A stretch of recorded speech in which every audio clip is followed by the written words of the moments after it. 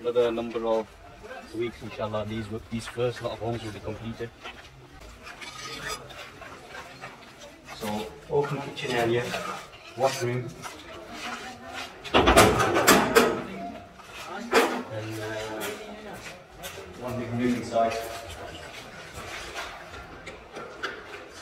We've still got the roofing to complete yet. The houses on this side are done. About 2 weeks, I'd say, and another 7 weeks on these, and then we'll have